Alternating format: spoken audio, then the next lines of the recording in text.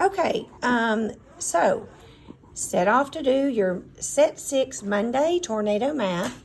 Hit the pause button and then turn the video back on to check yourself and see if you are correct. Okay?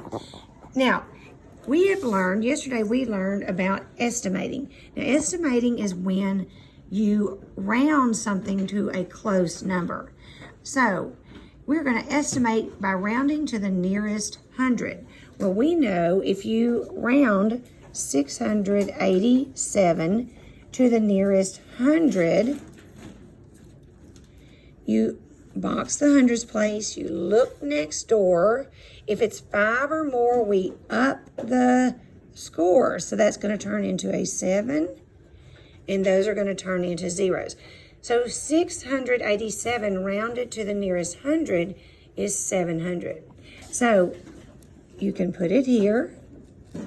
Now, what this number line is for is it's asking you, is 687 closer to 600 or is it closer to 700?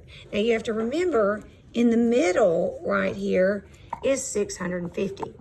Well, 687 is about right here.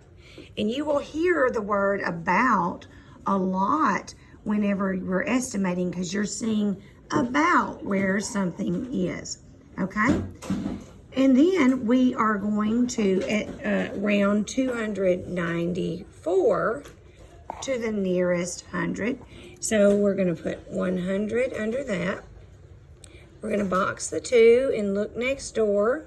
It's 5 or more, so this is going to bump up to a 3. These are going to turn into zeros. So 294 is rounded to 300 when it's rounded to the nearest 100, okay? And then we have, so it's asking you, is 294 closer to 200? Sorry about that. Or is it closer to 300? Well, remember, in the middle is 250. So 294 is about way down here. 294. So we see it's obviously closer to 300.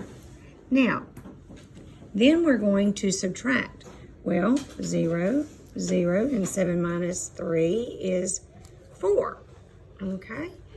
So 700 minus 300 is 400. All right, let's do so it rounds or estimates to 400. Okay? Now, 7 minus 4 is 3. 8 minus 9, okay, more on the floor, so we're going to go next door. We're going to turn that into a 5 and give it to the 8. 18 minus 9 is 9. 5 minus 2 is 3. Well, when you round 393 to the nearest 100, you see again that bumps up to a 4. Those turn into zeros. So your estimate is just a quick way to show that you can estimate and round to get close to your answer. Now, number 2 said to write an equation that represents the strip diagram. You see you have several groups. As a matter of fact, you have 1, 2, 3, 4, 5, 6, 7, 8 groups. And there's 7 in each group. So your equation would be 8 times 7 equals 56. Okay, number 3. Yesterday we talked about how the parentheses mean that you're supposed to do that part first. So we're going to write an equation that is modeled by this strip diagram. But we have to look at what you do first when you see a strip diagram like this. Well, obviously you have your total, so you're not going to get bigger. Your answer is going to actually go down. So the part that we're missing a part, aren't we? So we always know that we subtract when we're missing a part.